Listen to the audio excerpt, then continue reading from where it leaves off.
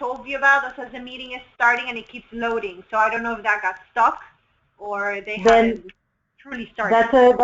That's a Kirk thing. Maybe you need to restart the whole thing. I think the audio is fine. Maybe just refresh your screen because I'm seeing. The audio's on the phone, so that's not, you know. Correct. So restart the link. Right, Kurt? Yeah.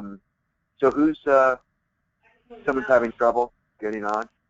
Never mind. We're good. Wait. I don't know what's happening. Hold on.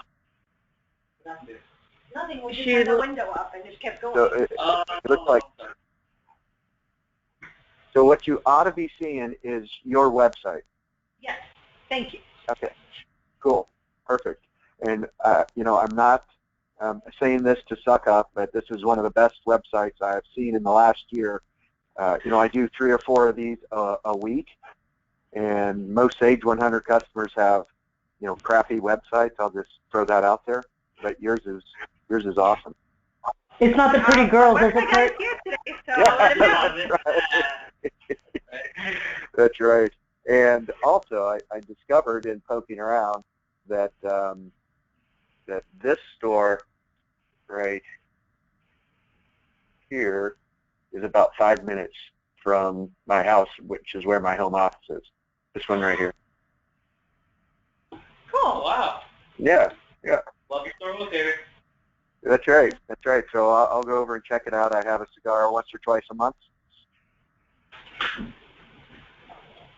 All right. So, as I understand it, you guys had some concern about what this meeting was going to be about, that you weren't really interested in selling your products online, but you had perhaps some interest in some other functionality. So why don't you give me the 5-minute, hey, this is what we're thinking, this is where the website comes from, and, you know, just background. Give me the 5-minute up to speed thing. Steven, you want to take that one on? Is it unmuted? Okay, so one of the things we were looking for was a catalog that would be based on the iPad. It was one of the bigger items we were looking for. It was on Sage Mobile, and it pulled directly from the website when we used it. It can be used on both the iPhone and the iPad, and more of it was really for a lot of information on all of our cigars. It had pictures, it had a short description, things that you would find online about our cigars. So we're looking for a catalog.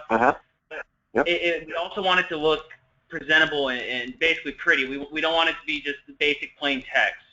That's one of the bigger things that the owner is looking for when it comes to the program. But what we're all looking for in the office is a way that the guys can use the app to place orders on the road and stop using our program that we're using currently. Right. And we had a ton of problems with Sage Mobile, a ton of issues. So that's one of the other big things, is that we kind of really don't want a unfinished product that's going to be done in months. We wanted something that was done now that could be programmed to what we need, not something that's going to be promised to us months from now. So that's another big need. And we also needed to be able for them to see back orders on certain customers, for a rep to see just their customers, just their back orders, and be able to communicate with the office as easily as possible from an iPad. So there's a few things that we really do need that I don't feel like should be all that difficult to have. You're absolutely right. That should not be difficult to have. We've done over 300 Sage implementations. Over 200 of those have been with Sage 100. We've been doing this since 2003, so we know how to get data in and out of Sage. Product data, pricing, even contract pricing, customer-specific pricing, whatever your pricing schemes are, we can get those out. We can give a variety of views to the end user. So we have an AR portal view, which, you know, just has, you know, invoice history, payments, shipments, things like that. No products, no ordering. You know, we have a B2B portal where your distributors, your customers, your retailers can log in and place orders, and it'll show their pricing, their terms, everything you have set up with them, allow them to order. We can pair that B2B portal with a public catalog, which is similar to what you have here, and I'll show you an example. but it doesn't show any pricing, doesn't allow ordering. It just has pictures, the descriptions, it's very visual, and actually you can make it as visual as you want, or even B2C ordering as well as a B2B portal. So we can do virtually any kind of display and look and feel that you need, and base it on your business needs. And it's very straightforward for us to do. We've done it hundreds of times. So is everyone stunned, or? No, we're just waiting. Okay, all right. So one of the options that you have here, if you're interested in selling online to your retailers, is to keep this beautiful site that you have, but add a dealer portal login or something like that up here. So here's a sample, of an existing customer. This is a Sage customer. So picture this is your website today, and all you do is you add a dealer login wherever on your website that you want. Click on that, takes you to the next page, which is where you have to sign in, and boom, you come to this B2B portal dashboard.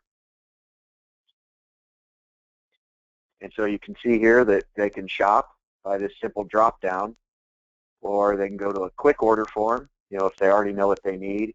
They can go to see all their orders, click on one and reorder from an old order. The idea here for a B2B portal is you don't need pictures and glossy and big product descriptions. You don't have to convince them to buy your product. They're there to order, not to shop. So that's what the B2B portal does, is it sets it up so that they can come in, they can order, they can view and print past invoices, whatever it is they need to do, and get on with their life. And so that's what a B2B portal is meant to do. And we can replicate all the pricing, all the terms, everything you have inside of Sage to make it so when they sign on, user ID and password is matched to account, which is matched to pricing, terms and conditions, as well as gathering all their history and everything. Sir, would this pull their previous history that's already in Sage? Oh, absolutely. Absolutely. During setup and implementation, we move over, standard is 12 months of history. Orders, shipment, invoice, payments, and I believe that's it, back orders and stuff like that. So, and so as you go forward, it just adds to that 12 months of history. And it will bring over from Sage non-web orders, shipping information, invoices you create, payments you credit, and if they're doing orders on the web, it adds those. So you can have customers that are ordering, standard phone, fax, email, and on the web, and it'll show all orders. It doesn't show just web orders. So it's fully and tightly integrated with Sage.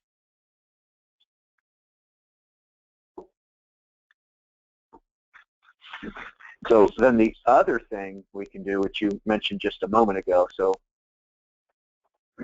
this is what our model site looks like here. I'm going to sign in here as a customer, and there's that B2B dashboard I told you about. This is our most recent template. This is what all new sites are born from, and then we do design updates. There might be custom dev. We implement whatever optional modules you need and that sort of thing. We spend a lot of time scoping and making sure we have your requirements down, but this is fully responsive. So this is what it does on an iPad or a phone. It just reformats itself, reorders stuff. So they could come in and, you could go from right here, orders, go.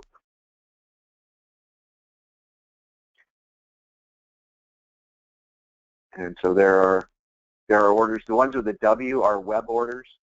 The ones with no W are non-web orders. And we can come in here, we could look at an existing order. and just click the reorder button here, and it'll start a new order with that old order as the basis from it, but it brings up a whole. So you can delete the line item from here.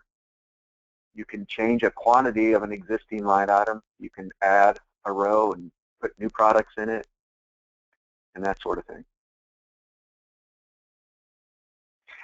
So the whole idea here is to, put basically an order form for your customers out there. Now they can, if they want, they could. Yeah. Sorry, one question. When on the SKU, when they go ahead and put what item they want, can that be a drop-down list? Can that be a link to how are they going to know off the top of their head? Do they write, how does it work? Do they write the item up?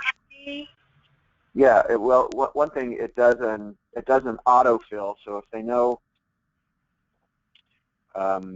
what oops, sorry. Yeah, so it autofills if they know the basics. But one of the other things they can do is, like, let's say we go to gadget products. So if they know just a keyword, a small part, so here it'll bring up everything that's gadget. So if we go back to your website, they could key in just a partial keyword of one of your cigars, and I can set up products in your site if you'd like, your product in our site if you'd like. But the thing to do would be just assign categories to your products, have them type in a partial keyword, and this is what it'll come back with. Okay. So if I were you, when I was browsing, you have like 8 groups or categories or when I clicked on products, let's see, let's make the screen big again. Let's go back. And yeah, under the cigars, 1, 2, 3, 4. So basic categories. You could set those categories so that 1, they would show up here under the categories, or 2, that they could do a parcel word search of that category, and it would bring back a form like this. Just let them fill it out and go. The other thing, a favorites list. You can set up a favorites list for all your customers, or they can make one themselves. It can also be like a frequently ordered form instead of a favorites list, and they can set up more than one.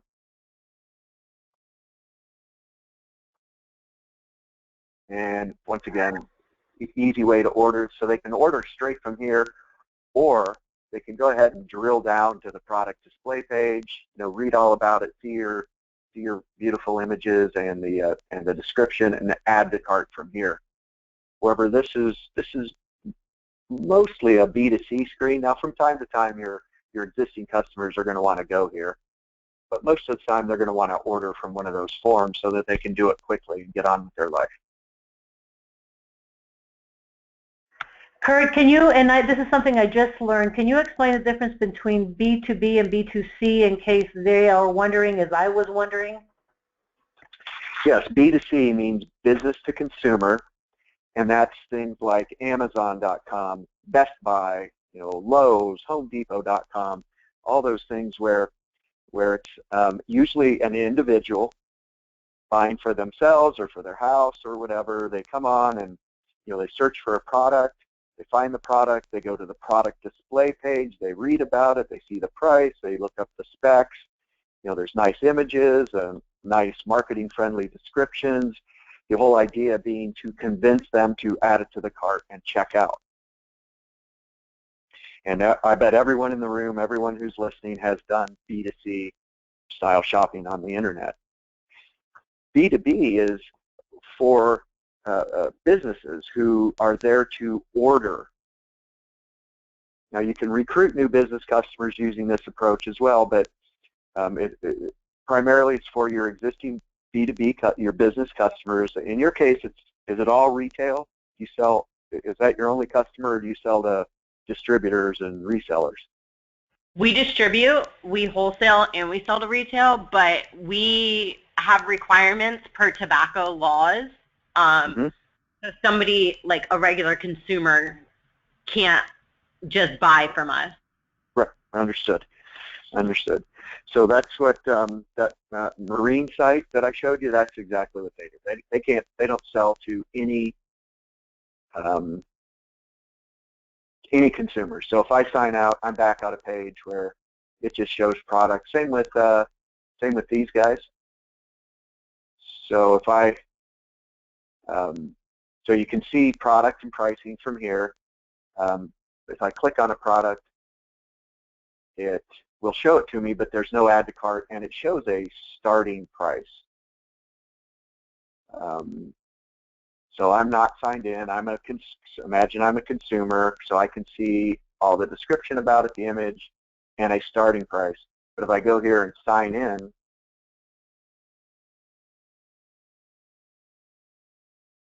and then search for that same product, we'll see it shows me my pricing. So I have negotiated pricing with this company, and it'll give me the full add to cart capabilities. It'll show me the stock status. Remember, it was $59 when we first looked at it. There's my negotiated pricing. I can just boom and add it to the cart. So somebody can't just go in and create a login. It has to be assigned to them? Yep. Yep. Okay.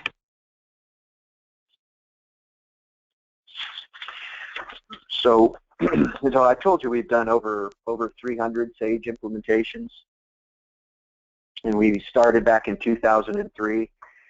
We've run into all kinds of really unique situations, and that's, from pricing and, ordering restrictions like you mentioned regarding tobacco, hazardous products, all kinds of odd fulfillment methods and that sort of thing, and we've conquered all those unique business scenarios.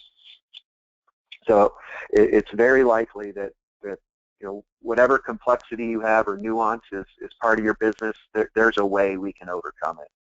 And if needed, we can actually just do custom development. But we have what we call a base package and this list of 300 modules, over 300 optional modules that we've used to attack and overcome those very unique business scenarios.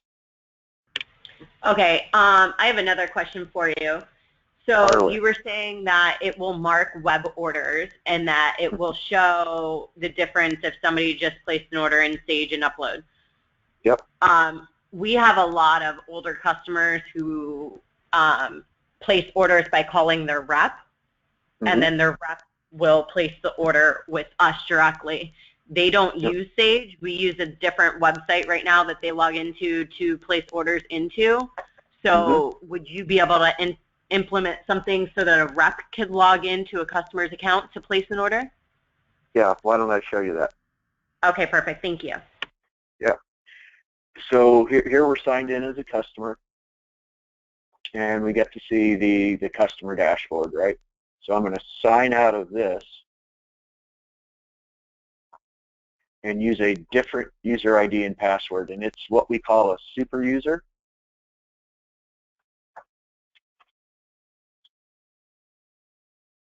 And what that's going to take us to is a super user dashboard. You see how it's a different set of buttons? Yeah. So accounts, contacts, back orders, address, shipment, invoice details, all that, orders here. So the way this works is you set up a user ID and password for a super user. So this might be one of your distributors. We use the rep code that's in Sage to determine what accounts to show them here. So this can be used by your distributors or by your reps, your actual sales reps, and it would be tied to their accounts. And on the back end of this, you can set it up so that it applies to a terms code, or you can go in and just say this sign-on gets to see these accounts and just list them right there. So it can be driven off terms code or a list you put in. But as you can see here, these are my accounts here. I can go to the details for Alexander Specialties if I want and see what the most recent sales orders are, invoices open, who the contacts are. I can look at that closer if I want, or I can go to search that. And you see here, it came back with Eric, who's the guy who was on with us just a minute ago, and I can log in as Eric. And now I'm back to that customer dashboard. And so I can go ahead and shop and order from here. I can do everything that the customer could do. One question, when you said that you can sign in as a super user, meaning as a rep or a distributor, why wouldn't a distributor sign as a regular customer? Well, because the distributor, if I heard the question correctly, was that they had multiple accounts that they would want to be to order for and have it shipped directly to the account, right? Yeah, we don't really deal with that though. Like a distributor will order in bulk from us, and then somebody would call the distributor to order from the distributor. We don't drop ship like under their account. But this makes perfect sense. But it does make sense. Yes, thank you. Yeah. So when I started to show this with you, someone had brought up, that you have customers that instead of ordering from you directly, they call their rep, and that rep signs into a different site and can order for that account. Is that right? Or did I mishear that? Yes. Yeah. So that's what this is supposed to allow you to give the capabilities of, for a rep to sign in using a super user username and password, get to their account, sign in, and order for that account. And wherever it's shipped, that's based on the information in the account they're ordering for. So whatever you want to do with that is fine. Now, if you're shipping to your distributors, your reps, your retailers directly, then they wouldn't need to do that. They can sign in as themselves and place an order. You'll bulk ship to them, and they'll distribute it in whatever way they distribute it. Yeah. So either way, so you'll figure out by customer or by account, should I make these guys a super user, or should they just have a regular customer user ID and password? There should be a customer ID for each rep that we have. They should have their own user ID and password and only have access to those accounts that are in their territories. That's right. Are you using rep code on the accounts? Yes. Yes. Yeah. So you would drive. So you would say this user ID and password is for this rep, and the rep code is this. And then when they sign on, all it'll show is accounts where that rep code is assigned to it. And the question I have is, when you have we have internal sales staff that are piggybacking with regular sales reps. Will the inside sales reps have access the same way as a regular sales rep? Yeah. What I would do is I would set up a user ID and password for the rep and say, only show accounts for this rep code. Do a second user ID and password for the inside sales rep, but assign the same rep code. Or does it have one of those contains something filter? Yes, we can do okay. What we call search strings. No, just because on the sales rep code on an account in Sage 100, for instance, we may have AL/AP. That's two different sales reps. The first one being the sales rep on the field, and the second one being the internal sales rep. So we could do a filter by contains AP. Yep. Okay. So filter by contains. Someone has done some coding there.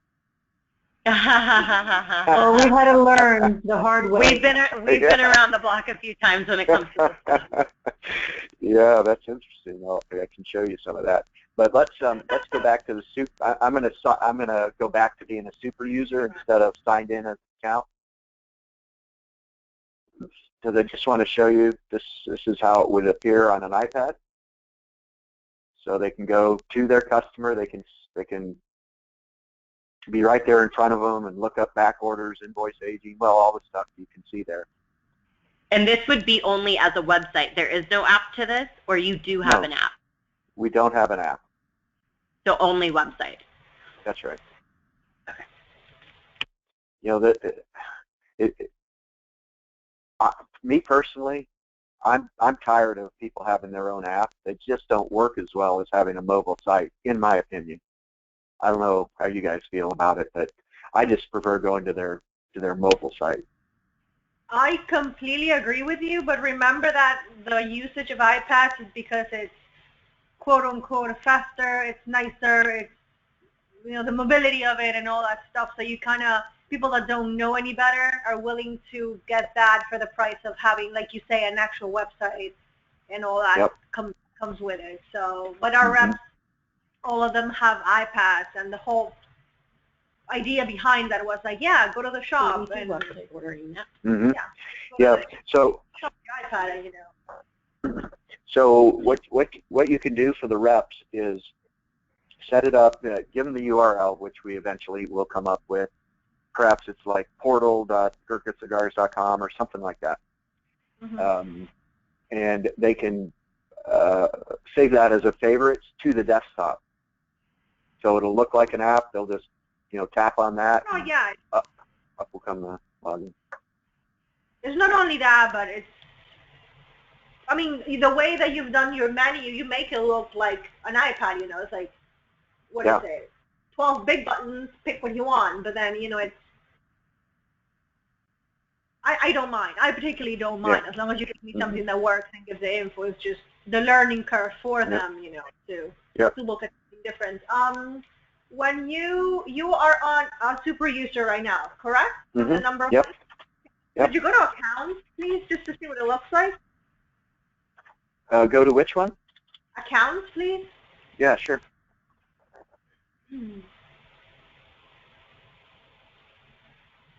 Okay, and that's just everybody. Yep. So you can search, you know, by account, like so just do a BA. And there we go. And this is live with Sage, or it needs to sync up every night? Well, here's the great thing about it is it's real time. It's real time.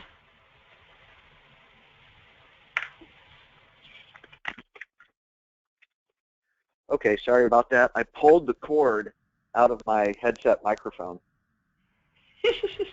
Yeah, we missed all of it. Yeah, very graceful, huh? So the great thing about it is it syncs in real time.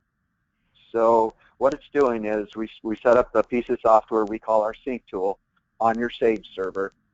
We configure it to watch the data tables that are in Sage, that are the ones we're keeping on the website for you, and that's a determination we go through. We have a call with you guys where we say, all right, what needs to be on the website, and we configure this sync tool. It's called our sync tool, to move all that data over. So it's watching that. It's running 24/7 by 365 as long as your server's on, and it's watching all those data items. And if there's a change, it syncs it, and it takes 30 to 90 seconds roughly.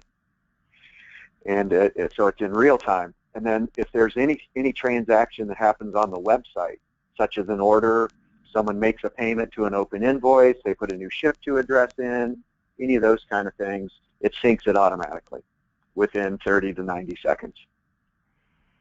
Into Sage 100? Yes.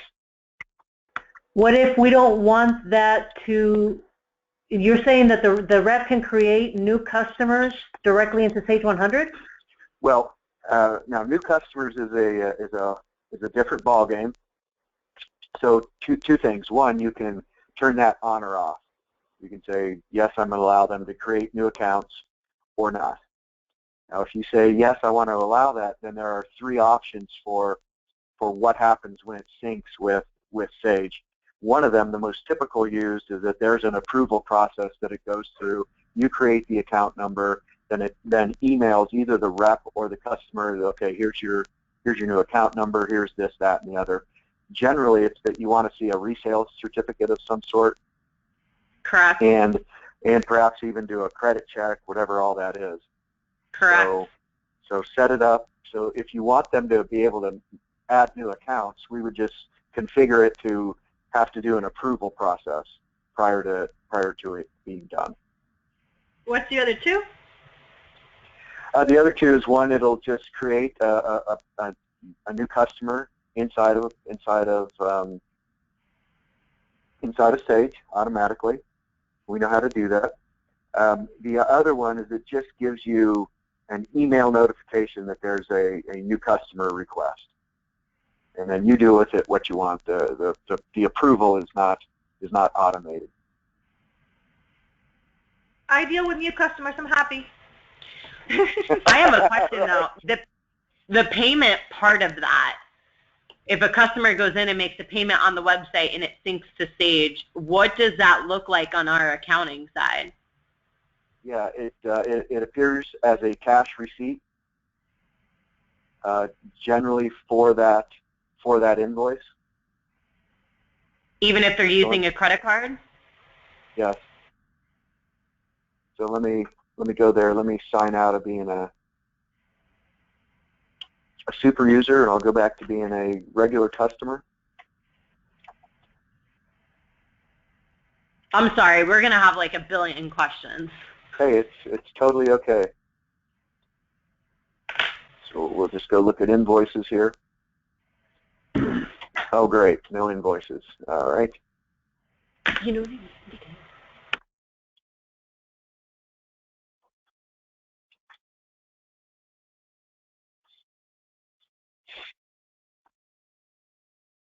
All right, over to invoices. I know there's invoices for this one because I created them. So you see here, there's a Pay Now button. Yeah. So for any open invoice, so if I click on this, it'll actually give me the option to pay any and all open invoices. So I can select them all, and you can tell I'm not one of their favorite customers because I'm $93,000 in arrears. What the payment would look like is a line item for each invoice number and the amount paid. And so it would apply the payment to each invoice as it syncs over. All right, I have a question. Fire away. So Sage, because we are in the tobacco industry, Sage does not allow us to use their credit card module. Ah, okay. So then we're left with only checking account? Well, do you take any credit cards at all now? Not through Sage. We have to go through a portal, e-processing, to process our payments, and then we have to manually post those payments through cash receipts.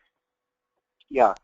So that's exactly how it would work with selling online and online credit card payments. And the only way to do checking and savings account is through Sage Payments, so that wouldn't be an option for you. Now we are working with Authorize.net, who's one of the biggest gateways, and they may be the gateway behind your merchant processor right now. Angie, isn't that who we used prior to e-processing? Yes. I was reading on my notes. So what basically the workflow for payments is at the front end here, we do the pre-authorization and hold that, and that goes through either on the invoice payment from this screen that we're on right now, or from when they're placing the order. If they put a credit card in there, we do a pre-auth. That pre-authorization number is sent in on the order or this invoice payment record. You then use that pre-auth, that authorization number, to actually capture the funds through the terminal you're using. It's probably an online web page, right? Yes. And capture the funds using that auth, and then do a manual cash receipts inside of Sage. Unfortunately, there is no way to automate that with those payment services other than Sage Payment, and they've said no to you. Yeah, we got to figure that out again, though. Yeah, so if we already have a merchant that's we're processing through, can we continue using them, or are you saying that you only work with certain ones? Yeah, well, we only work with certain gateways, but it would not surprise me at all if one of our primary gateways is what's behind, did you call it e-processing? Yes. Yeah, I'll look them up and see what gateway is behind it. I don't know that. So, yeah, so very often it's one of the big gateways, and which means it would be seamless to process with them. Okay. Because there are only a certain number of gateways into the credit card network, and they undoubtedly don't have their own. Yeah. So we would go see that. So why don't I do this? Why don't I buy something, and we'll see it sync to Sage and go back and forth, and we can complete it and whatever you want to do. And see how the order comes through on the Sage side? Exactly. Fabulous. Because as many questions as we have Brilliant, about- brilliant. So let's look up this product here. We'll go and see it. We'll go to the product display page because it's what we call a standalone product, and I'll explain that a little bit later. Because I have negotiated pricing, there's quantity pricing. This is brought over directly from Sage. Apparently, I'm a really good customer. If I get 21 or more, I get a, was that 98% discount or something? Nice. Yeah. So I'm gonna buy 11, get my better discount, and watch when I add to cart, the price will change. And I get to view and edit the cart. So my item price is now $225 because I hit my quantity discount. I can proceed to checkout, and I'm going to show you some optional things in here that you can choose to do or not to do. The first of them is... I'm sorry, the quantity discount you just did, I know that's something that has to be added, but on that same thinking, can something be done about specials that we have? We tend to have, you know, this particular line, buy 10, get 2 free. Can that be equated in there? Well, we view those as promotions. Yes. You know, so Sage 100 has no way to support that, right? Correct. Yeah. You know, you can do sales, you can do discounts, but you can't do a buy one, get, you know, this for free, buy one, get half off, any of those kind of things inside of Sage. So we developed what we call a promotions module that will allow you to set all that stuff up on the website. Neat. And what it has, And then when it comes over, you manually change? Well, it'll come over on the sales order with the new pricing on it. And I can actually demo it for you if you'd like, but Okay, we'll get there. Thank you. Yeah, it would have the promotion pricing on it. Okay. Yep. So one thing I should have done, I should have started with a little bit of PowerPoint to give you some context. And if you wouldn't mind, I could. How much are you guys done at noon? Do we have just 18 minutes to finish, or do you have flexibility? As long as, for me, however long you need, I'm available. Okay. So I want to show you. I'm good I don't want there to be any what's the word, confusion later. No worries. So I'm going to bring up this PowerPoint real quick, and I'm going to skip through it. I'm going to just skip the fluff, if you will. Is this the one that I believe his name's Jonathan sent over? Oh, nope, just kidding. Keep going. Yes. So I'm gonna skip through a bunch of these. You know, our client, save money, increase sales, right. And then, you know, this might be one worth spending 30 or 40 seconds on. So we very often will ask our prospective customers or existing customers, if you were to review this list, what would be most important to you on here? Is it gain new customers, protect, better serve your existing loyal customer base, and just go through it? I'll tell you one thing, it's the second bullet and the next to last bullet usually come in one and or two in some fashion.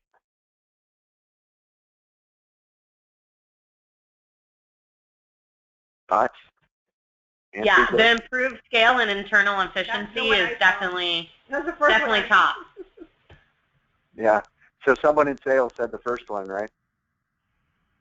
There's no one in sales in here. Oh, okay.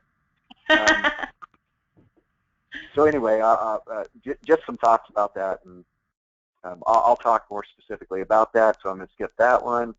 This might be worth talking about. Generally, if you like what you see and hear today, then I'll send you what we call an assessment document. It's about 4 pages long. It asks you a bunch of stuff about your products, your pricing, your customer mix, et cetera, et cetera. That'll give me some idea how what the right things are to work with you. We'd undoubtedly have more calls, perhaps another demo, whatever else it is we need to do so that we can get a really precise, very accurate scope and a quote and a proposal to you. Because we believe in no surprises. Our CEO says, surprises are good at birthday parties, but they're not good at these sort of things. And they're not good for you, they're not good for us. So we try and eliminate that. And we do that by spending a lot of time with you up front. We appreciate it. And so I hope you like my voice because, you'll be doing it with me. That's fine. Customer self-service portal, we talked about this. It's not your typical web store. It's where they can come in and manage their business with you. And I talked about that, tightly integrated with the back office, company credibility stuff. We can talk about that later. I've mentioned this, the 300 plus Sage customers. We're partners with your partner 10 plus years. Our sole focus is exactly what you do, small and mid-sized distributors, manufacturers, wholesalers. And I talked about that last bullet there. We've solved a lot of really unique business scenarios. And so this is where That's very comforting, by the way. The last thing, it's very, very comforting. Good. Because we good. seem to have very not be easy to please. Special little requests, and we don't do this way. We do it this way. So it's very comforting to know that you've looked at different things on different companies. So very often it's a been there, done that kind of answer. So this is what our platform, just a hypothetical or not hypothetical visual view of what the platform looks like, and this is a components of the optional modules. What we'll end up talking about is the base package and the configuration you need for that and optional modules. So I'm going to show you what the base package looks like. Our base package is a full-blown customer self-service portal. Almost everything I've showed you so far as demo is base package except for the super user dashboard. Everything else has been base package. Content management system to allow you to manage the website. We're a teach you how to fish kind of approach, which means we'll help you get up and running. We'll customize the website, do the design you need to it, get it set up the way you want. And using the content management system, you'll get web-friendly content up there. Generally, that's images and descriptions. And then using the content management system, you will manage it going forward. We're there for support. We're there to make big changes, anything you need like that. But generally, we'll have taught you how to fish, and you use the content management system to do that. And that's greatly appreciated, but I'm just wondering, is there a lot of managing to be done? I mean, I know that there's going to be, but the amount of it, because I figure once you get it nice and pretty and it works, I mean, there's no reason why we would be messing with it, right? Well, that's true, other than things like promotions. No, of course, yes. Yep, adding new customers, and we have some clients who believe in, refreshing their look and feel or updating it once a year, twice a year, every couple of years, things like that. We have customers that are frequently updating their content. Their descriptions. They get them up there, they do it once, and they review them and stuff. They go, you know what, we could write that better, and they write their product description in a new way, and just things like that. But it's totally your choice. Okay. So you can do it in whatever way that you'd like. And the third thing is it's fully integrated with Sage, and I'm getting ready to demo that for you. But the integration, you can see the list of things we get there. That's a partial list. Some customers do a subset of what you see there. Others do more. It just depends, and we'll work through that and figure out what all that is. But the sync tool, that piece of software, is what we install on your server. Is that list? I'm sorry. Is that list a random list, or is that the list that you mostly get requested for? Because that'd be nice to have sort of template with other companies. Yeah, that's the common ones are the first 5. Sales order, invoice, payments, products, pricing rules, customers. That's an almost always we do that. Then a very common one is inventory levels, where you guys don't have any bill of materials, warehouses, contacts. Sales tax data perhaps comes over from your ERP system. Okay. So we install that sync tool. We move a year's worth of history over as part of the implementation. And once that's up and running, that sync tool just runs and it watches for changes. Anytime it sees a change, it syncs it to the website. Same thing on the other side.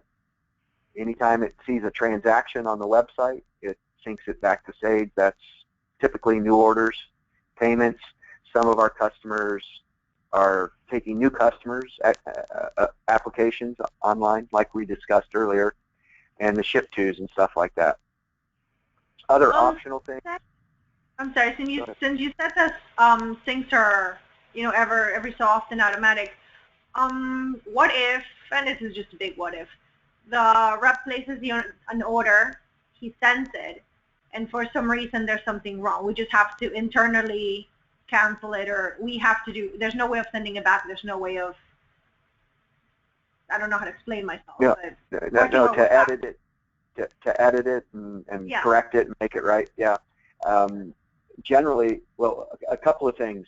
Given the way that it's set up, they have to pick a product from the website.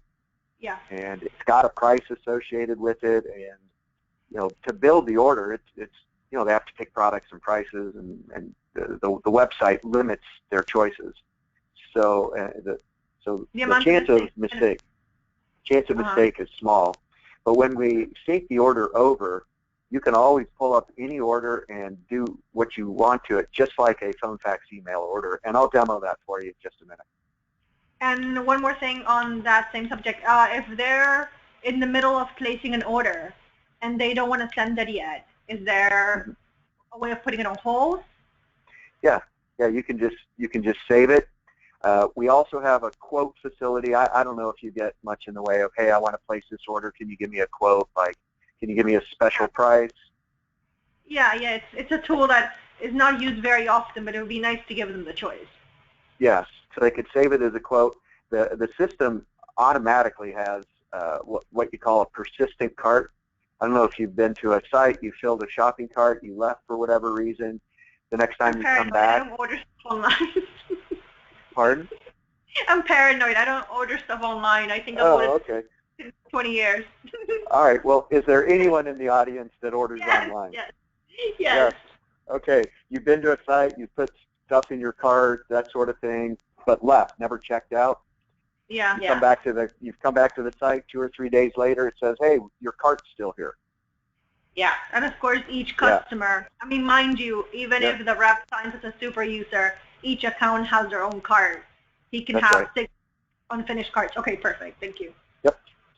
Yep. Now you also have that's just a function of a good e-commerce site. It should do what's called a persistent cart.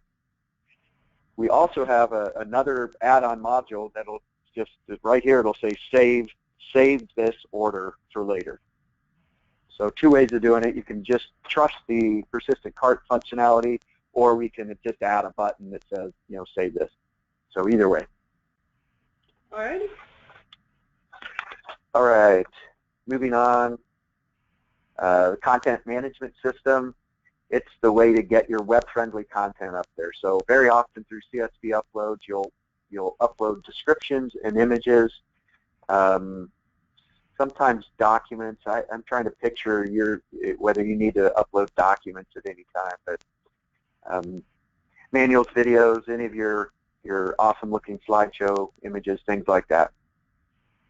Also allows you to modify the look and feel. That's what I was talking about earlier, updating it. Create new pages. If you want to put a promo page up, you just go in and create a new page, call it promotions, put the promotional products out there, and that sort of thing. And it's also your view into the operations of the website. How many orders did I get? Reset customer passwords, change tax tables, add a new customer if you want right through there, and that sort of thing. And I'll touch on that briefly. So that's what the base package looks like. Full-blown customer self-service portal, content management, and ERP synchronization. Done with PowerPoint for now. All right. Back to where we were. Remember, we were partway through ordering a drone.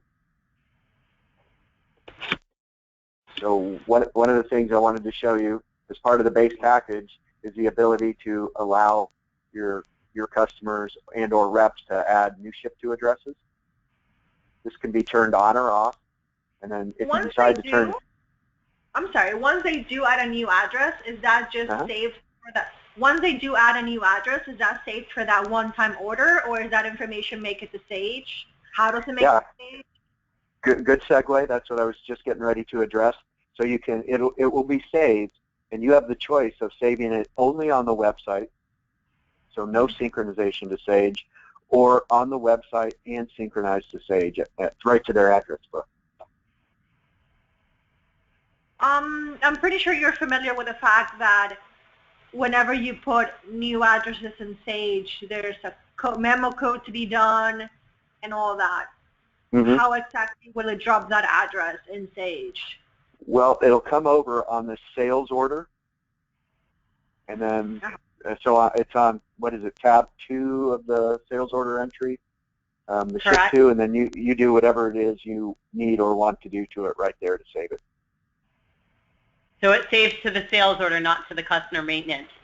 Yes. I can live with that. I mean, you can always email me or whatever. I can live with that. I mean, the only thing that I'm afraid of is that... Yeah. The only thing that I'm afraid of is that if we do decide to have this on, it's not going to be done. I mean, they're just putting information, I know, but what I'm afraid of is that it's going to be done incorrectly or just dump information in Sage and create, for lack of a better word, a mess. Yeah. So in today's world, what are you doing? How are you doing it?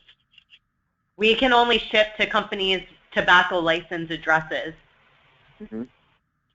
Okay, so we have to have a tobacco license that matches the address that we're shipping to. Okay, so you get a new customer, and they say, here's where I want orders shipped. What kind of approval do you go through?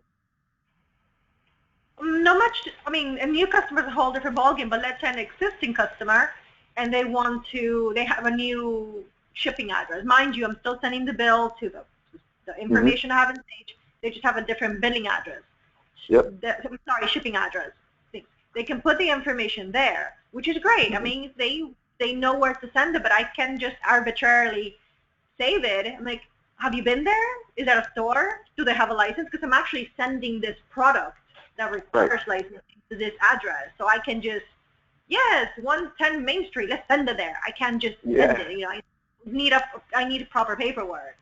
Right. So I understand. How are you doing it today? I'm sure you get existing clients who say, hey, I have a new ship-to. So how are you approving those new ship-tos today? They send us a copy of their tobacco license with that address on it, and then we manually add it onto their customer maintenance with a memo code for a second ship-to address. And then take care of it. Yeah. So what we would do is, put a little message right there that says, you'll need to send us your whatever piece of paper you just mentioned in order to ship to this new address, but allow them to put it in here, but not actually ship the order until you get the paper. And that would come through on the sales order side so that whoever prints out the sales order picking sheet would know that we're waiting for a piece of paper? Yes. Perfect. Okay.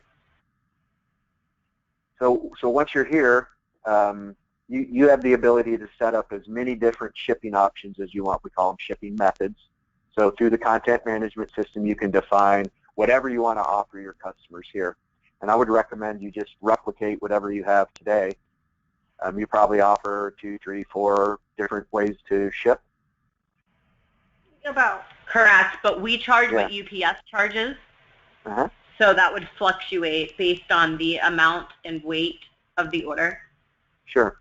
So today, when they place an order, do they know how much freight or shipping is going to be? No. No. Okay, so what I'd recommend is you show the shipping methods here, and instead of putting a price, we'll just make it so it has a note. Costs will be added to invoice, or whatever notation, whatever terminology you want to put there.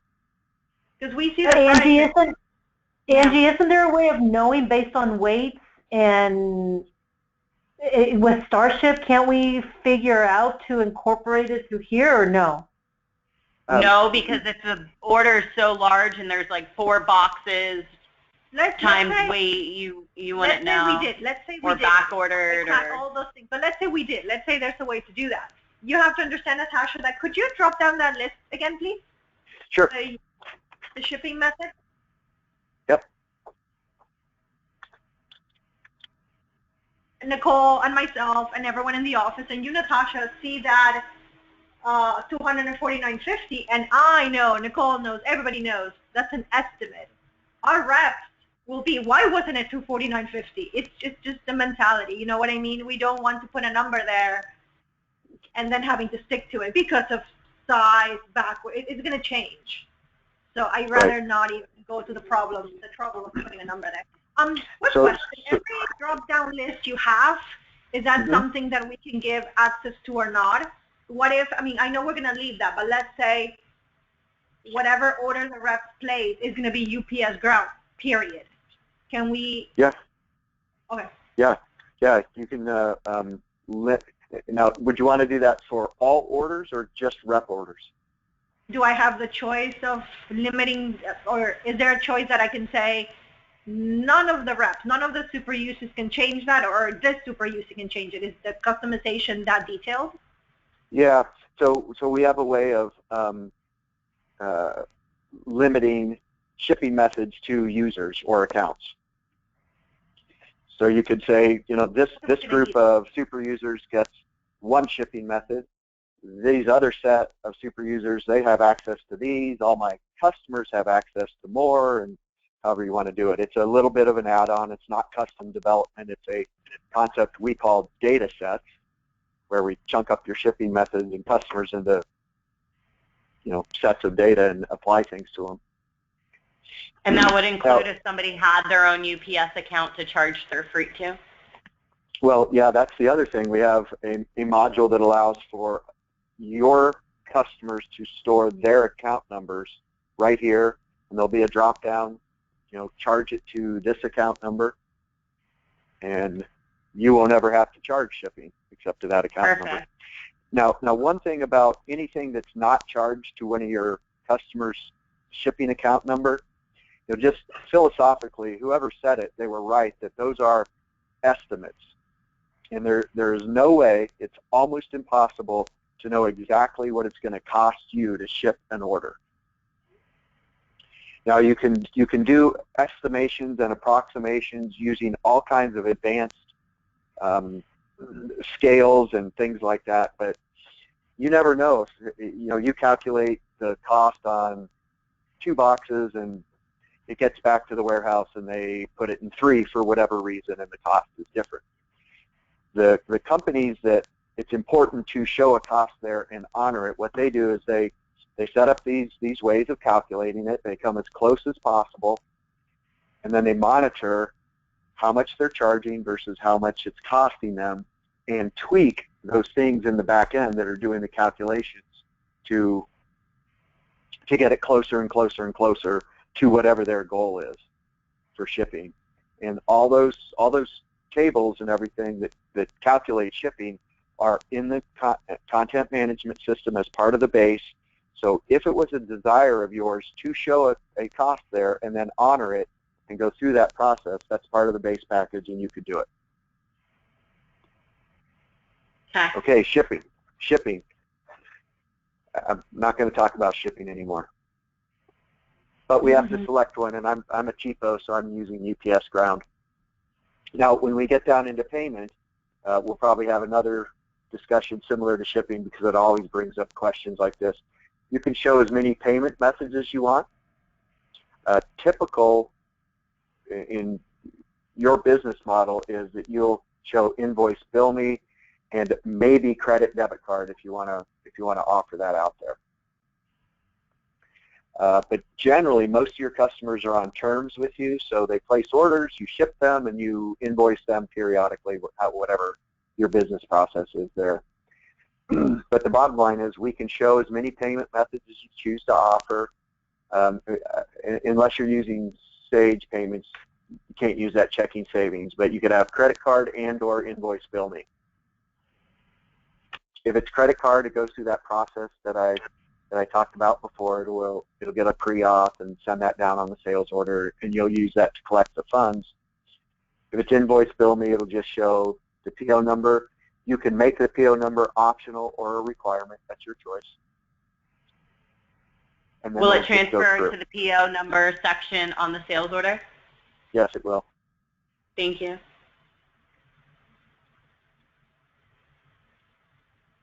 Where was...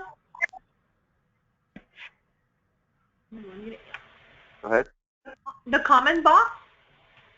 Huh? The comment box, exactly where in Sage does that go into? Or does it go in? Let's find out. Let's find out. All right. So we're set up, PO number, comment, it's invoice bill me, it's going by UPS Ground. Yes, yes, yes, I'm very excited about my order. So I place the order. So what's happening right now is the platform itself is generating an order confirmation email to me. It's generating an email to whoever you guys have designated as the admin. And that can be a distribution list, it can be an individual, whatever you want it to be. And the sync tool is saying, oh, there's a new order. I need to sync that over to Sage. And so let's go look at Sage and we can see that order. What is it? It's 1000048.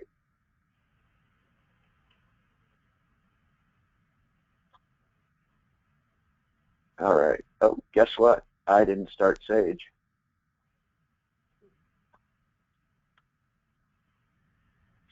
Meantime, you do. As excited as we are about all the stuff that you're showing us, I think it's a big, huge thing. We're going to have just as many questions that, you know, where does information get pulled from Sage to the website? Where does the stuff from the website go to Sage and all that stuff?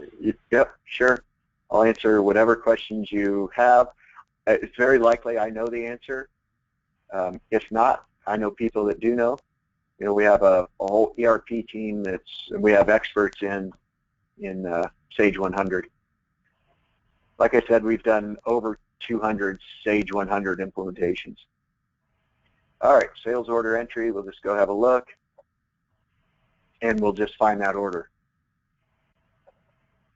And it was 1000048, should start with a W. Look, it's the last one, what do you know? So we can select that. And so right now it should look just like an order that you know, came in through phone, fax, or email, was hand keyed in. There's the PO number right there that I put in. Ship date, order date. We can decide what you want to do with the status on those. That's something that we can set up when we do the implementation. There's the rep code, so that's going to show up as an order to me. When I do that, we go to, this is where you'd see the new ship to, right here, and you'd say, okay, I want to go through whatever approval process it is you need for that before you add it to their address book. And there are the line items. There's the comment. It's an item code. It's one of the line items. Oh. Neat, Okay. neat. So yeah. That's what we're worried that it would go somewhere else rather than where it needs to be, the order. Can you Yeah. go back to tab 1, please? Sure. And this is a screen within a screen and an inception kind of thing. I can't see very well. Okay. It changed the salesperson. It says 0100 where usually we have our code. So did it create you? That's his sales Yeah. order number. No, Yeah. rep thing. Rep ID, right? Yeah. The rep. Can you go to Rep. please? Oh, we only have one rep in here. Oh, no, But- sorry. Just I couldn't see, so.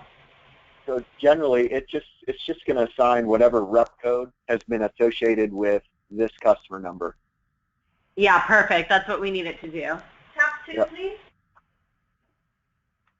I don't Ask me think that we can- again. Tab 2. Yep. There we go. Tab 2. So this should all be just pulled right out of the address book for the customer. What? For that Create customer. just the code. Yep. This was an existing ship to. If you'd like, we can go back in and place one with a new ship to. That's the new one you created, or that's No. the one that No, existed? we used an existing one, but we can do it again with a new one if you'd like. When you do create a new ship to, does it actually create a ship to code, or it leaves that blank and then fills the information underneath?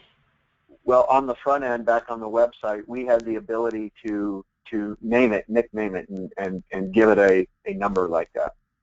Oh, okay, cool. Yeah, so it would pick that up. I have another question too. Say that, so this order came through and it looks good, everything's fine. Say that they're past due or something.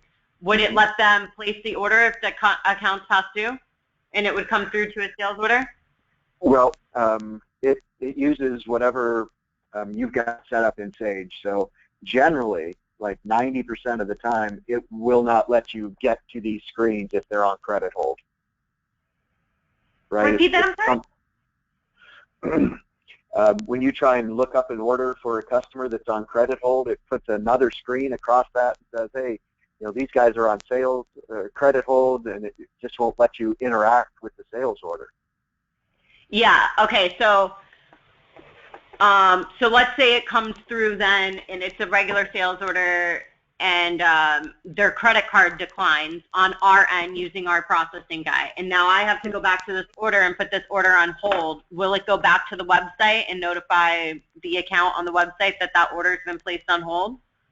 No, we don't have an automated on-hold order email.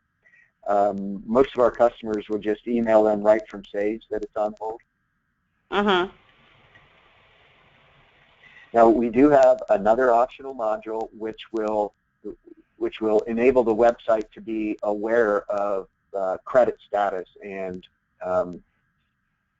whether they're on hold or not. But And that's it's not part of the basic package? It's not, but it's a relatively inexpensive add-on. But so you can make it aware of credit limits, and you have options to not let them order on the website if they're on hold. And That's so fabulous. that would be, is that additional or that's in? That's an add-on. It's not part of the basic package. But he said relatively inexpensive.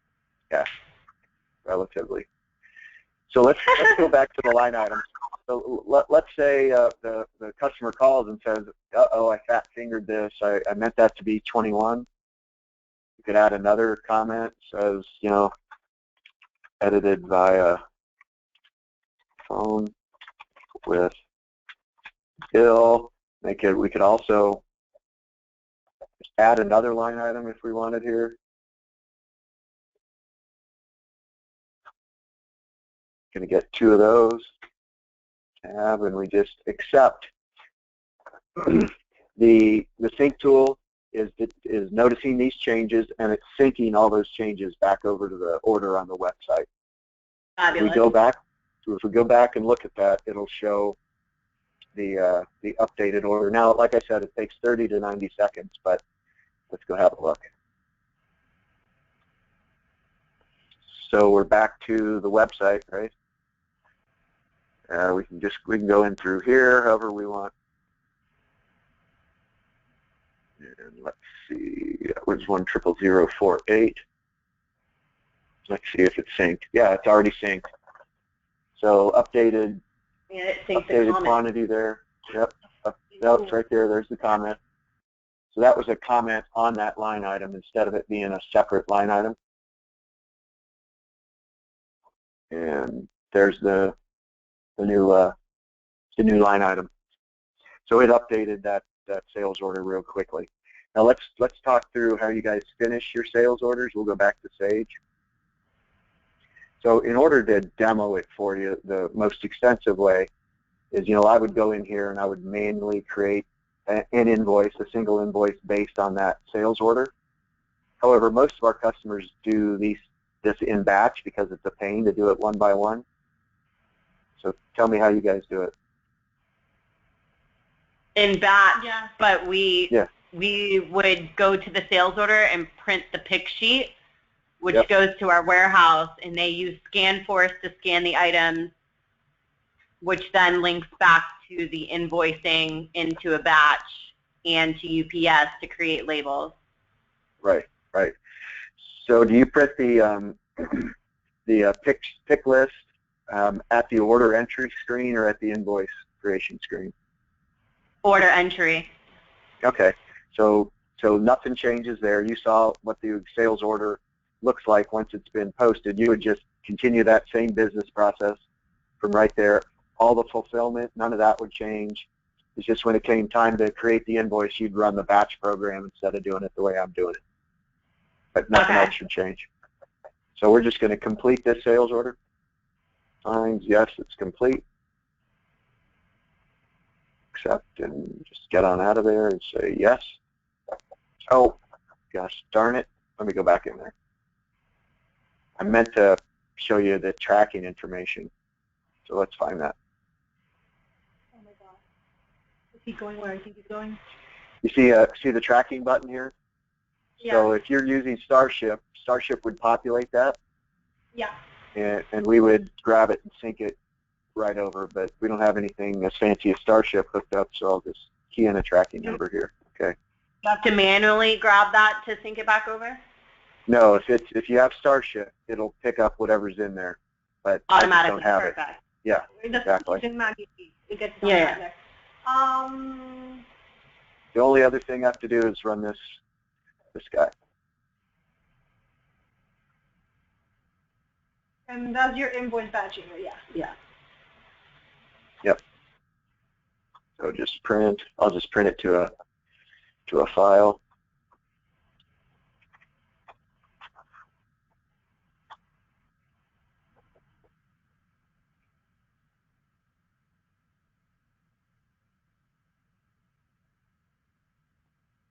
Okay. Now inside of Sage, there's a sales order whose status has been changed. There's a new invoice created, and there's new shipment tracking information created. Now we can go back and see all that, but I think you get the point of what that's going to look like. We could also go in and I could change price of that drone, and we could go see that. I could change pricing for a customer, and we could go see that, or that customer we just used if you'd like. Although I know Sage 100 screens aren't that exciting, you probably get the point. We could do it some other time, or I could do it now for you. Can we go back to the website and now see what that order looks like now that it's been invoiced? Absolutely. Please, thank you. Yep, no problem.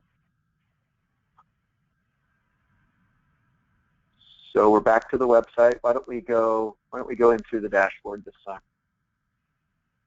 And so there's our orders.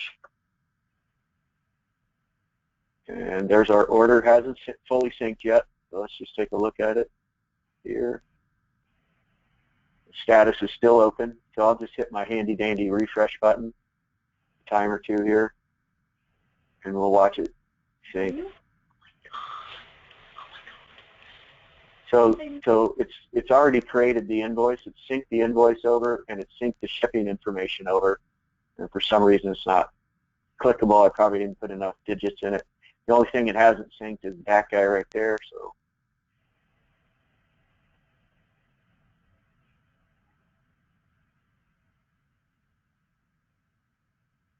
It's kind of making me wonder whether I did something wrong or not. But anyway, So you can... regardless you're talking about the sales order or the invoice, it's referred to as invoice, the one ending in 48. Yeah, so here's the invoice that was created in Sage. Remember, we went and edited it? Same invoice number, same everything. We're drawing that invoice number right out of Sage. Okay, perfect. So we don't create any invoice numbers or anything like that. It's your invoice number. Yeah. And so the line items there, and the shipment information, and if with Starship, that'll be a hyperlink, and they can click on it and look it up. So you would be able to click it, and it would open up into a tracking page? Yes, exactly. I have another question. Fire away. Go ahead. I was going to say, here's the option to pay this invoice right now, and the option to start a new order based on this order. Okay, now say something was back orders. Where do the back orders go? So it would show up right on the sales order. So if we go back to our orders, 0 shipped, this many back ordered.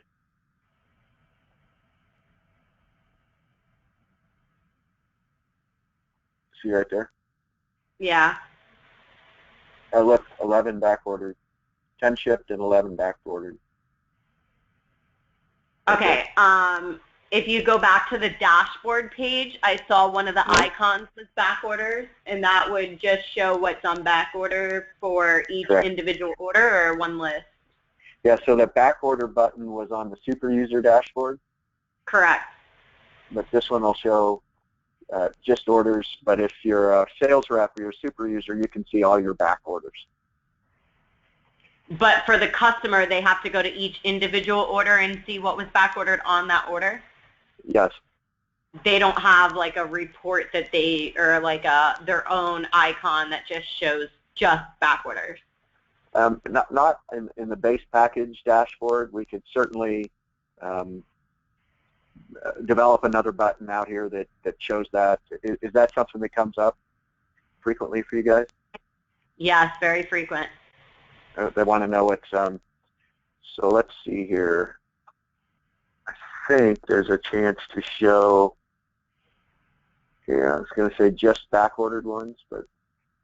Or just incomplete orders or something. Yeah. What's the drop down, the tools drop down? And the lower? Yep. Download it to Excel. Ah. The lovely Excel. The lovely. Yes.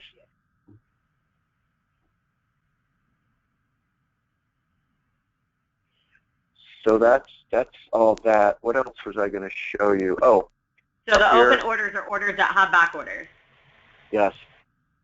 So I can do a keyword search here on any of these drop downs in here. So if I knew I needed to look up order number 100000048, I just key in 48, click go, and it takes me to that order.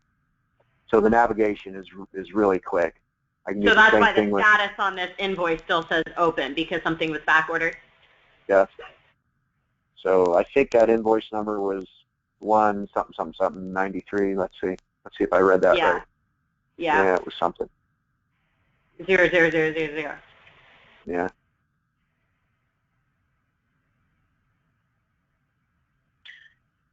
Okay. Not playing right with me. Anyway, it's a way to get in there. Oh, because I got the number wrong. So if I had done just a 58 in here, it would have found that invoice. Same thing with product search from here. So if I know a partial like that drone, I know is MV3DT, I can put a partial here, and it'll take me right to that. If I do a partial search for a category,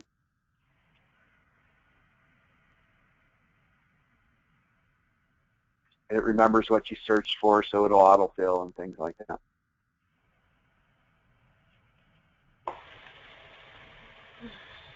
So let's let's take a real quick look at the back end that's driving all this.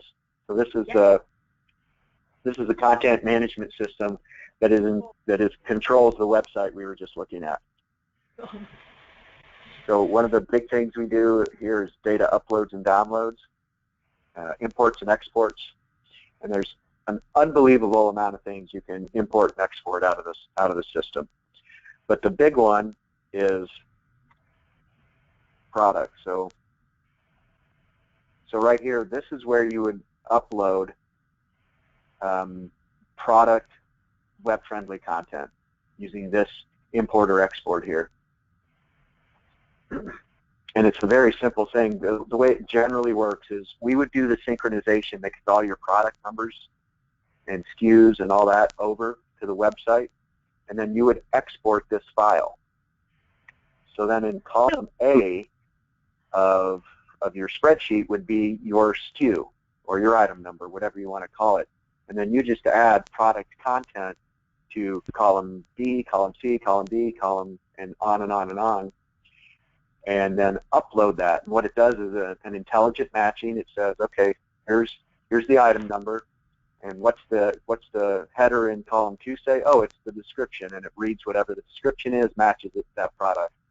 Column 3 is the category. Column 4 is this, that, or the other, and it can be very extensive as you need. But so you can do a bulk upload of content to the website. I can even show you an example of a file if you'd like to see it. Do you guys own this web driver? Yes, we wrote this. Pretty cool. Yeah, congratulations. Yeah. The geek in me is freaking out. So the other thing is images and files. So you can either manage your images and files or do an upload. So if I were you guys, I suspect from your website you have all your images somewhere in a folder somewhere. Correct. Wouldn't you get it from Sage though? Well, do you have all these images in Sage? No. No, yeah. but we just recently discovered that among all the things that you can save for an item, image is one of them. I had no idea. So yeah. Well, it'd be nice just one thing about that is that Sage 100, surprise, surprise, is not a great content management system. So yes, you can do that. Yes, you can do that, but I've never seen it be enough to populate a website with. Okay. So you're going to want to get these images into our website. So what you'll do is you'll go to whatever folder they're in, you'll go select all, and you'll create a zip file of all these images. And you'll come here and you'll say, all right, I'm doing images up here versus files, so you can do PDFs and that sort of thing, but we're doing images, and I'm going to do a zip file, and I'm going to choose a file, and you'll go to that server, and you can see I made some zip files for this company to do a demo for them, and I uploaded their images into zip files. And then as part of that product upload, you would say what images are associated with the given products that you're uploading, and that's how you match SKU to product to image. I have a question. I have a question. Can I ask real quick? Yeah, go ahead, Tosh. Hey, Kurt. So I noticed that you can import or upload PDF files. Would we be somehow able to upload like customer docs? Can they go somewhere? Specific to the customer? No, just like let's say the rep wants to open a new account. We need all new docs on that customer. In a perfect world, it would be lovely if we could have PDF docs with basic import data that the rep has put into to a potential customer, pre-fill the forms. I don't know if that's even possible. Yeah. But to have those docs available for the rep. Yeah, you're talking new customer application forms and things like that? Yes. Yes. Yes. So in the portal, what I would do, I'm going back to the portal, you have all these pages down here, and you're in total control of them through the content management system, and I can show you where and how. Comes with a contact us page out of the box. But the title of these and the content of these, you're in total control of. So you could call page 3, you could change it to, I don't know, just docs or forms or whatever you want, and embed those forms right into the content of that page. And I can show you how to do that in a minute if you'd like. Not super exciting, but something that you can do. So then the reps could come to this page and get these documents and fill them out. Now you've seen PDF forms that you can type through, right? You don't have to print them out and fill them out. Yes, Correct. That's a little bit more involved, and it takes some setup on your end and some customization of the page to our end, but we have customers that have done it. And so that's an option for you. But at the end of the day, you know, at the end of the day, you're going to need a printed copy of those documents so you can save them in your files. And so, yeah, with their signature, because they're going to be filling out or completing a terms and conditions and credit card authorizations and stuff of that nature. That's right. So you can automate that and the form keying and all that on the website. But at the very end of that process, they're going to have to print and sign your various documents. There's no way to get around that. And that's not a problem with the technology we're looking at. That's a problem of that's the way it is. There's no way around that today.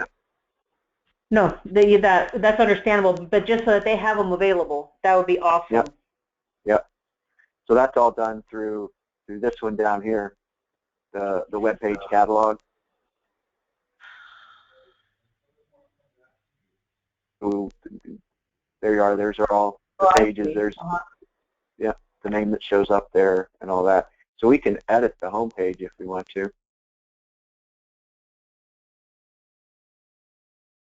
So we could do something like, let's just make that bigger by using heading 3. And if we just go down here and do a simple submit of that and go back and look at the home page. I need to sign out to get to the proper home page, but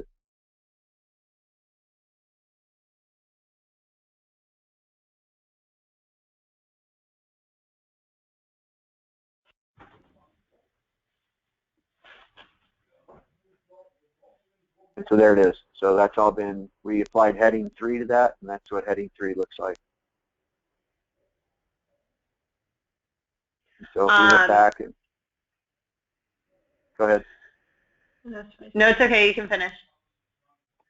Yeah, I was just going to take that off of there. Tosh, you're good on that? Yes. Okay. So as you see right now, we already have our own website. All our products are on there, pretty, and lots of nice pictures. So essentially, we have to create a whole nother website. There's no way to link it to our already existing website? No. That's, let's see. Let me do this. I'm just a little, all right, okay. So I just fixed that. And Tosh, you have, you can use this WYSIWYG to do anything you want, but you also have access to source code. So if you like to do HTML programming, you can do whatever you want here. So to address that question about your existing website, I would recommend, because this is such a well-done website, that somewhere in here we have a dealer login put up there, or maybe it's down here. And so this is your main website, your corporate website. It's what everyone finds if they do a search for you and all that. It would be very similar to what this one had looked like. Remember, everything's behind a dealer login. In fact, let me show you. So this site here, this is their existing website. This is not running on our platform. Everything you see here is theirs, and it's them. You can see they've spent a lot of time and money on their website. It's really nice, right? Cool products too. Once you click here, though, it's going onto our platform. Now these guys happen to have a public catalog with a public web store. You know, a consumer can come here and buy, but we could set the setup to be the exact same. But what they would get is a user ID, a login screen, and then that would lead to that B2B dashboard that I've been showing you. So it would just redirect to the other website? Yeah, yep. And it would be, we'd put all your branding in there and all that. So, you know, this is what new customer websites are born from. Let me refresh that and all that orange and hey, what happened here? Oh, I never hit submit.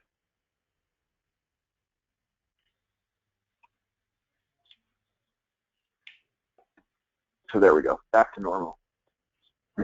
Now, where was I going with this? Oh, so new websites are born from this, but as you can see from other websites, we can do basically whatever we need to with the look and feel. And that's one. These guys, this is what they chose for their, you know, their B2B portal. You know, they made it, I don't know, a little more visually appealing and all that, and then there's the dashboard below it. Okay. Shows the colors and stuff like that.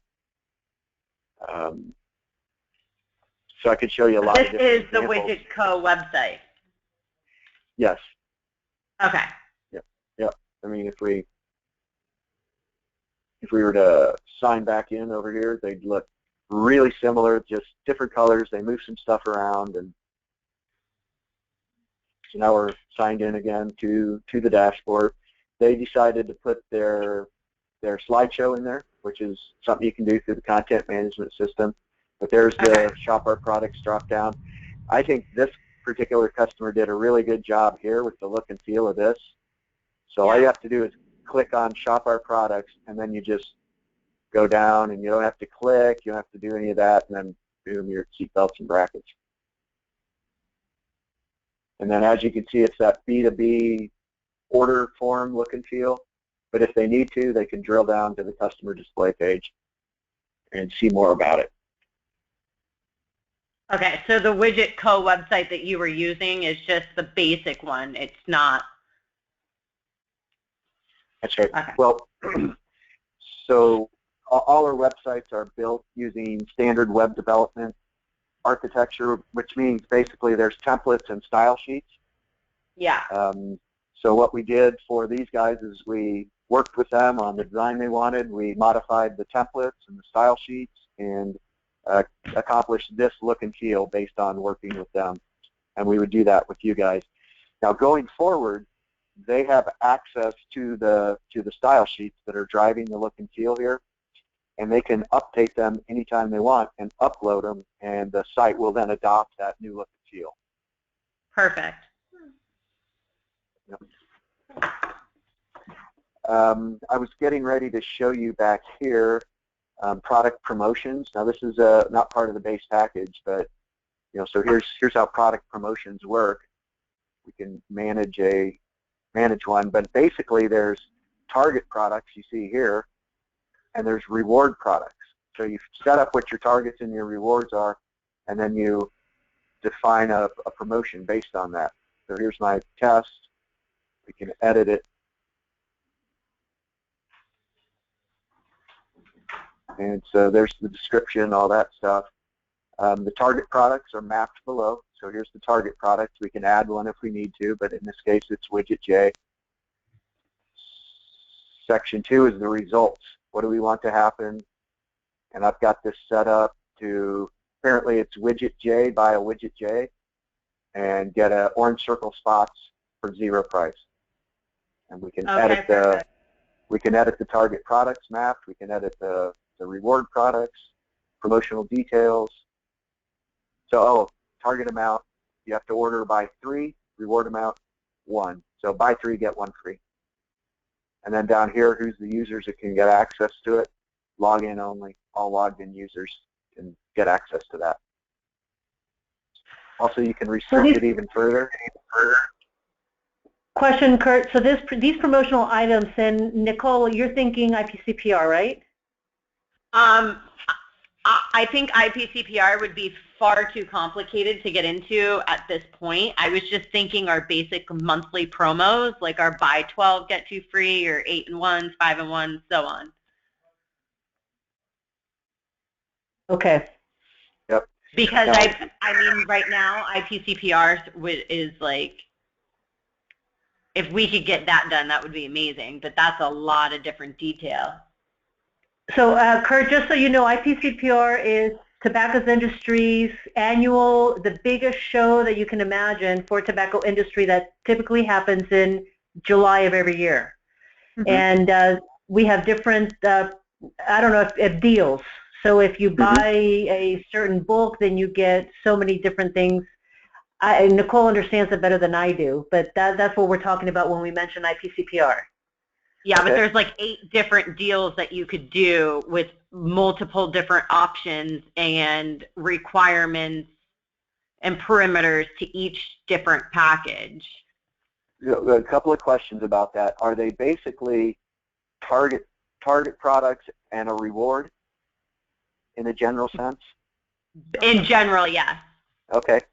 So we have the ability to do search strings on both the target products and the reward products. So if I go here and I edit this, yeah, not a good example, but there's a way to set up search strings, and I have to confess, we're now beyond my technical capability. I don't really understand the search strings. I just know we can do them. But I'll get the smart guys on to show you. Yeah. So you can set up search strings inside of both the target products, the results, and the rewards. Perfect. So if you could document what they are, you know, how you're going to do them, what your plans are. This is in July. Do you already know what your offers and specials are going to be? I know the ones from last year. Okay. Is it written down? Is it in something that someone could read and understand? Yes. All right. Just provide that to me, and I'll run it by the smart guys here in our office and see if we could handle it with the promotions and just. Okay. She would love to do that, Kurt. Pardon? She would love to do that, right, Nicole?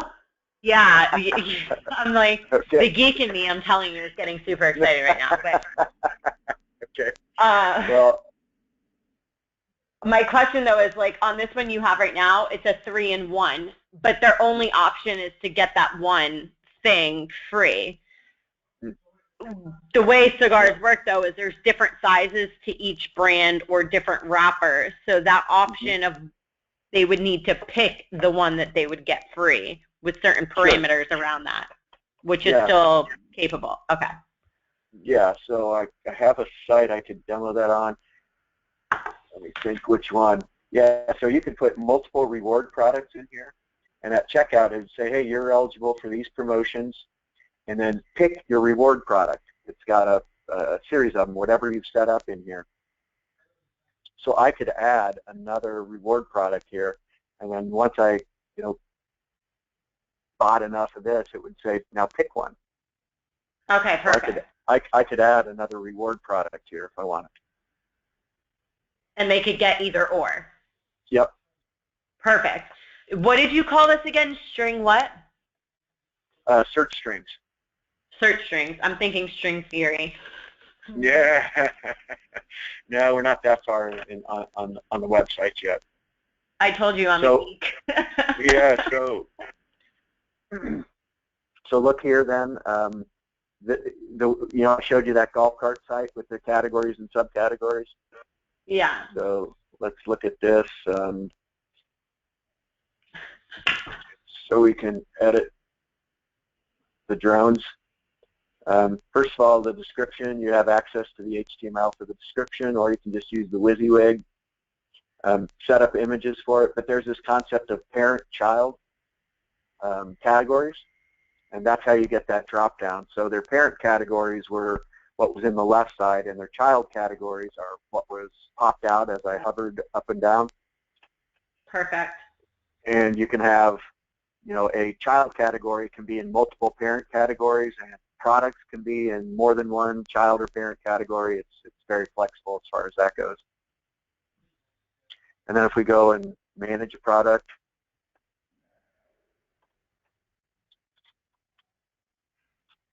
so we'll pull up the drone. We can edit it. First of all, the easiest thing to do here is just display product online or not.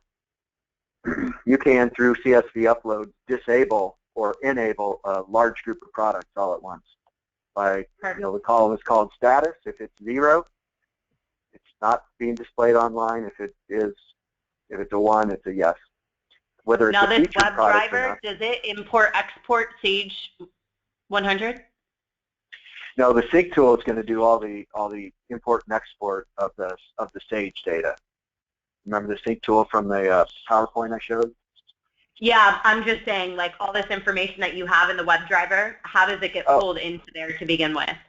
Yeah, so SKU comes from Sage, as does this name. Now, one thing about that, the name in Sage is only, 104 characters long, 100, whatever. It's a small name field, right? Yeah. No. So what you can do is you can override the name using our content management system, so it's something that's more marketing friendly, that you like it better.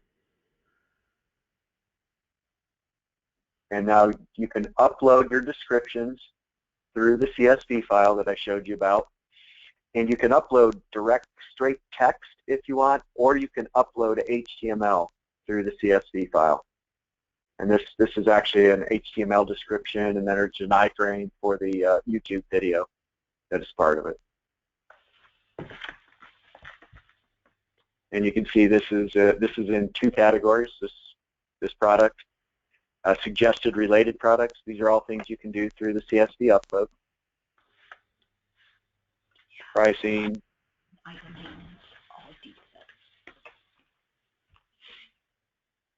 Where you select the images. This is through CSV upload. You can associate documents with products. I don't know if that's good for you or not. Search engine settings down here. Do you guys rely on search engine for business? No. On our website? For in any way, do you get new customers? I'm sure we have some type of search engine when we created our website, right? Yeah. Probably. Yeah. Yeah. So you can transfer all those search engine settings to here.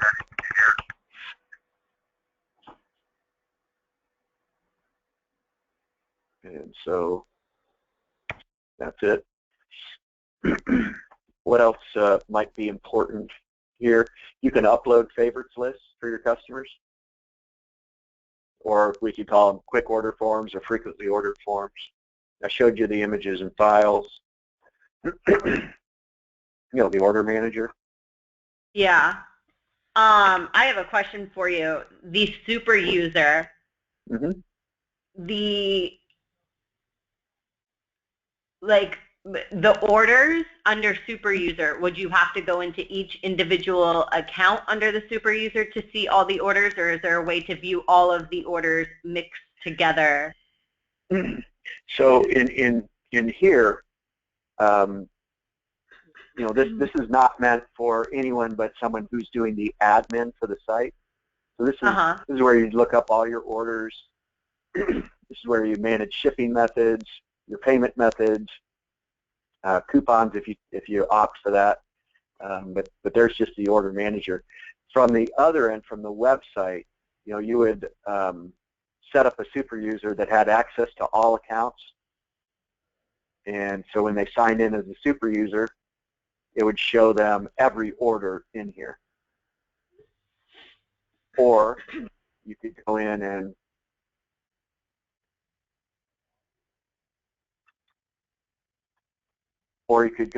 and click on an account and see the orders for just that account. So suppose this super user ID and password was associated with every account in there. So when I open this, it would show every order for every account right here. So I would recommend looking up orders through a super user ID and password. Okay. But then like an in-house sales rep who has like 4 reps that work underneath them would be able to see all the orders that those 4 reps placed. Yep. Yep. Perfect. So real quick, why don't I show you a customer manager screen? So first of all, one thing that is we augment Sage 100. So in Sage 100, you know them as customers, right? So we convert your customers to accounts. And then inside the account, they will have customers. And those are user IDs and passwords within an account. Uh-huh. So an account can have multiple user ID and passwords. For like the purchaser, the owner, the accountant. Yes, exactly. Or some of your retail customers, each store may order for themselves. I don't know. That's potential. Okay. Yep. But if I went to add a customer here, this is where I would set up super users and which what they had access to. So if I like Juan could oversee everything that everybody's doing. Yeah, what about? And Allison can oversee everything that her accounts are doing. That's right. Yeah, so this isn't the right screen. I'm on the wrong screen. Oh, there's a super user dashboard right there. All right, so just believe me, there's a screen where you get to say what a super user has access to. Okay, so choices, right? Yes. Okay. So I've talked now for about an hour and a half. We so appreciate it. I'd like to listen and just get feedback. You know, what do you want to do? Do you want to fill out the assessment document? Set up a second call, or do you want to go talk about me behind my back? And we're probably going to do the later. Okay. Well, Kurt, I'll be quite honest with you. So at this point, I think I can say that we're pretty excited about what you've just shown us, because it's totally different than what I was expecting it was going to be. Absolutely. So at this point, I don't know if you got my text. I don't know if you got my text, but the whole super user is a game changer, completely. No, exactly. So at this point, what we need to do is we need to look at cost, because if the cost is it's one that we cannot absorb at this point, then I don't want to waste any more of your time or ours. I'm glad you think that way. So if you know pretty much what it is that we're looking for, I don't know if you can put together maybe a draft of what the cost would be based on all of the things that you know we have shared with you. Sure. And at that point, we can take it over to the owners and say, this is what they're proposing, and can we move forward and further look into into website pipeline. Yep. So just one question about that: how many reps or how many super users do you think you would have? Super users? Yeah. Yeah. Each rep would be a super user, right? Yep. Yeah. And then Juan. Plus internal ones. Yeah.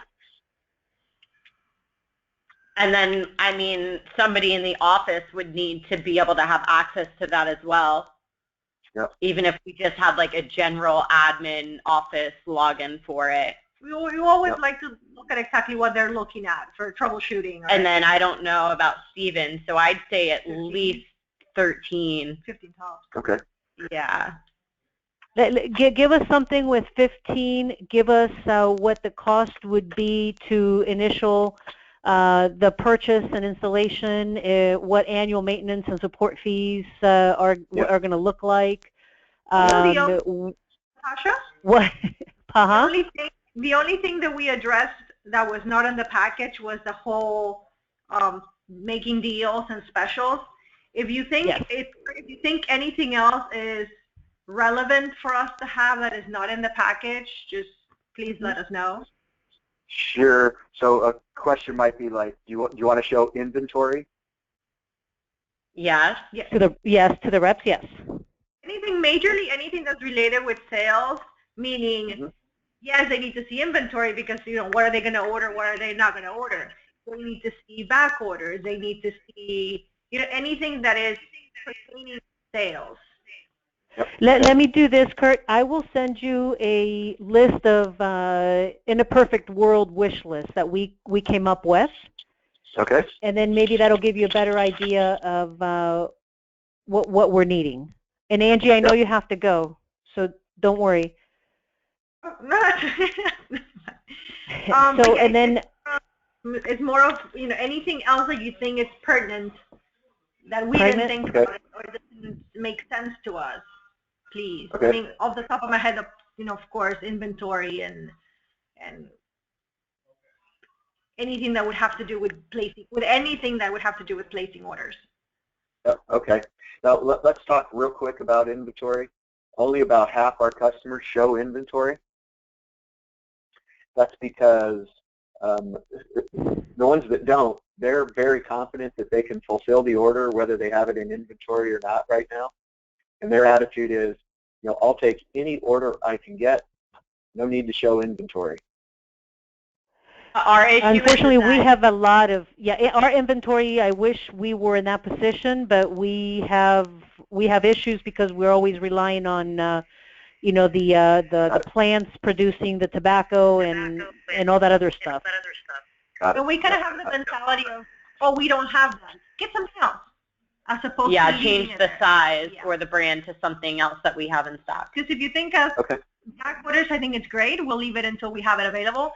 But it becomes a problem, an order of 20 items, we ship you 15, there's 5 on back order. Those 5 we're not going to get at the same time. So this order that should have been done months ago keeps stringing along until we're done with it. So that's the problem that we have. Yeah, understood. Okay, so maybe that should be show the inventory, but no, we have to show them. But I think the reps or the super users should have access to inventory, but not the end, like the retail shops, right? Correct. Yeah, you can do that. Yep, there's a way to do that. That's fabulous. Mm-hmm. I really like that. If you don't know, you can figure it out. This is very nice for us. Yep. All right. So send me your wish list. I'll put together a cost summary, just so you know when we get down to if we get far enough, you're going to want to see an actual scope, that we use a spreadsheet, an Excel spreadsheet that calculates costs. So it's not anything that's just arbitrary or subjective. And I'll share that with you. It's just, the geek in you will really like it. It's like 1,200 lines long. And in column C, you put a 1 as for the quantity, whether that module's in or out. It just recalculates it and all that. That's fabulous. What I'll send you first is a summary PDF file. We don't need to get the spreadsheet out yet, but eventually you'll see that spreadsheet. You'll see every module that we have. I like spreadsheets. Very perfect. Okay, Kurt. Right. I'm going to let you go, Angie.